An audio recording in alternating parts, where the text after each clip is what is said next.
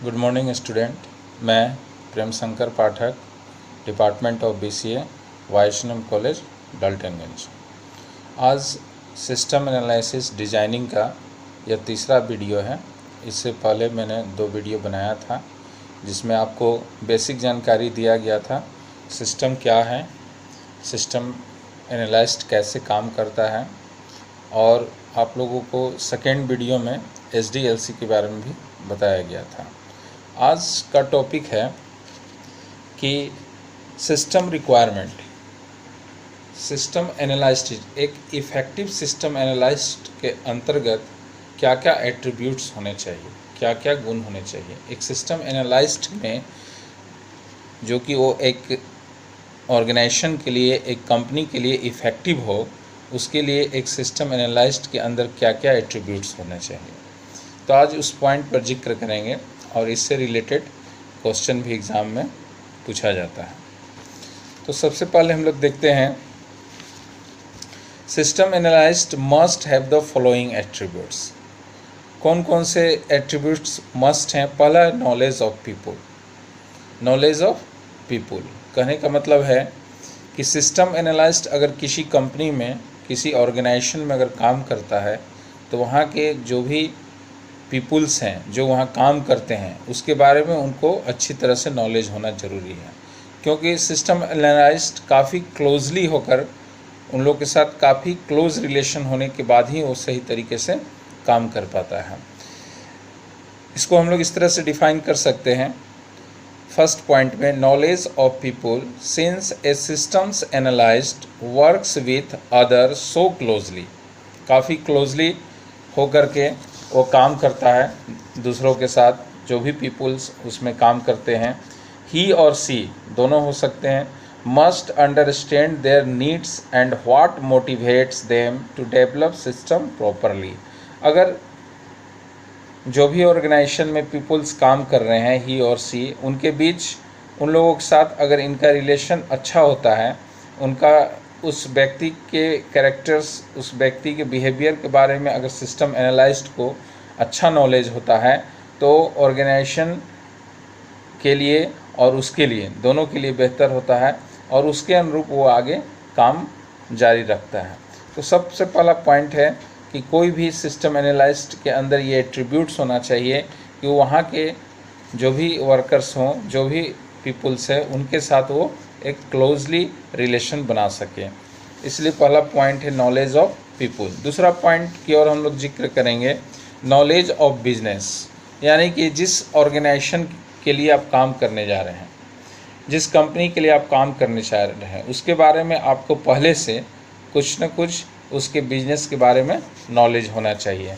एक general view, जो भी बिजनेस पॉलिसी, किस पॉलिसी पर काम करता है, कंपनी का क्या रूल्स है, ये सब के बारे में आपके पास, यानी कि एक इफ़ेक्टिव सिस्टम एनालिस्ट के बाद उस नॉलेज होना चाहिए। दूसरा पॉइंट में है knowledge of business. System analyst should know the working of business in general.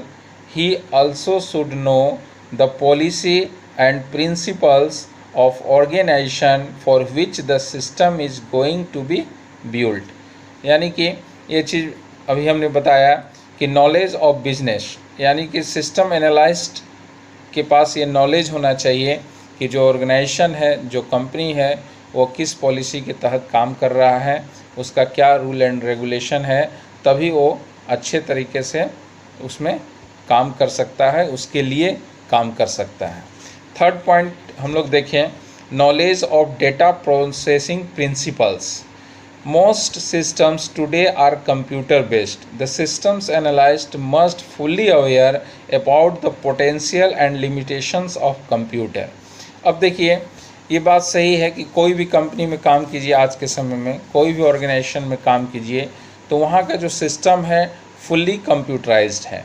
तो सिस्टम एनालिस्ट को कंप्यूटर बेस्ड नॉलेज होना चाहिए और वहाँ का जो भी डाटाबेस है, डाटाबेस, जिस डाटाबेस का भी इस्तेमाल होता हो, उस विषय में उसके पास लॉट ऑफ नॉलेज होना चाहिए, तभी वो सिस्टम एनालिस्ट के लिए अच्छी तरीके से काम, सिस्टम एनालिस्ट कंपनी के लिए अच्छी तरीके से काम कर सकता है। नेक्स्ट पॉइंट हम लोग देखें, एबिलिटी टू कम्युनिकेट। अब कम्युनिकेशन करने की क्षमता उसमें अच्छी होनी चाहिए। वो जिस लेवल के लोगों से बात करे वो उसी अनुरूप बात करे और उसके अगले के भावनाओं को ध्यान में रखकर, अगले के सोच को ध्यान में रखकर वो बात करे। उसमें ये कैपेबिलिटी होना चाहिए, ये हुनर होना चाहिए कि वह अकॉर्डिंग टू सिचुएशन बात कर सके, अकॉर्डिंग टू पीपल बात कर सके। इसको हम लोग इस तरह से डिफाइन करेंगे, a systems analysed must communicate properly with people of different levels within an organisation. Organisation के अंदर डिफरेंट लेवल्स के पीपल्स होते हैं और उन लोगों के बीच उनको बात करने का तरीका मालूम होना चाहिए, तभी वो इफ़ेक्टिव सिस्टम एनालिस्ट बन सकता है। System analyst must listen carefully to what others say and integrate the thoughts of others into the system development process. यानी कि जब कम्युनिकेशन स्किल सिस्टम एनालिस्ट का अच्छा होगा तो दूसरे व्यक्ति भी उनसे बात करने में इंटरेस्टेड होंगे और सिस्टम एनालिस्ट दूसरे व्यक्ति के विचारों को अच्छी तरीके से समझ पाएगा और उसको अपने सिस्टम डेवलपमेंट प्रोसेस के दौरान उस कॉन्सेप्ट को, उसके विचारों को उसमें इम्प्लीमेंट कर सकेगा।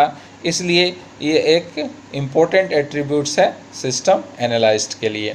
नेक्स्ट पॉइंट हम लोग देखेंगे, एन एनालिटिकल माइंड।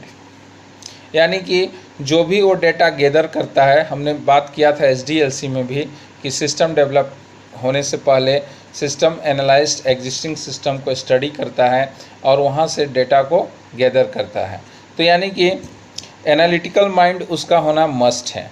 जो भी वो डेटा गैदर किया है उसको हर एक तरीके से वो विश्लेषण करता है, वो पॉजिटिव निगेटिव हर तरीके से विश्लेषण करता है। उसमें एनालिटिकल क्षमता होना चाहिए, तभी वो ऑर्गेनाइजेशन में सही तरीके से डेटा का यूज़ कर सकता है।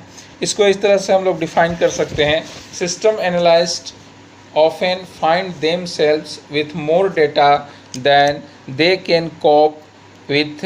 It requires an analytical mind to select pertinent data and concentrate on them in defining problems and forming solutions.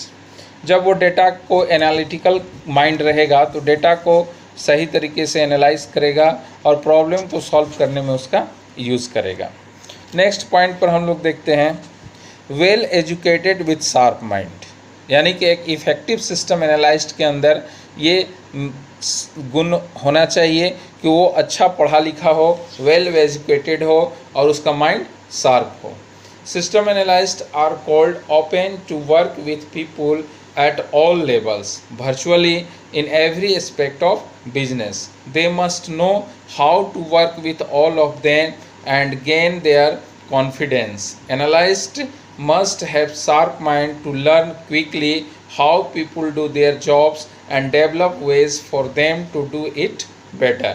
तो वेल एजुकेटेड होगा, पढ़ा लिखा होगा, वो हर एक लेवल के लोगों से सही तरीके से कम्युनिकेट कर पाएगा और उसका दिमाग अगर शार्प माइंड रहता है तो नए सिस्टम, जो भी ओल्ड सिस्टम एग्जिस्टिंग सिस्टम उसका चल रहा है, उस सिस्टम को काफ़ी जल्दी समझ लेगा और ये भी डिसाइड कर लेगा कि हम इसमें क्या क्या अपडेट कर सकते हैं और हम कंपनी को कैसे अधिक से अधिक प्रॉफिट में ला सकते हैं। तो एक सिस्टम एनालिस्ट के अंदर ये हम एट्रीब्यूट्स अगर रहते हैं तो वो एक इफ़ेक्टिव सिस्टम एनालिस्ट कहा जा सकता है। तो ये क्वेश्चन अक्सर एग्ज़ाम में आता है कि क्या क्या रिक्वायरमेंट है एक इफ़ेक्टिव सिस्टम एनालिस्ट का। तो उसमें हम लोग ये 5-6 पॉइंट है जिसको हम लोग लिख सकते हैं, एक्सप्लेन कर सकते हैं। आज के लिए इतना ही है। नेक्स्ट क्लास में हम आप लोग को नए टॉपिक पढ़ाएंगे। Thank you.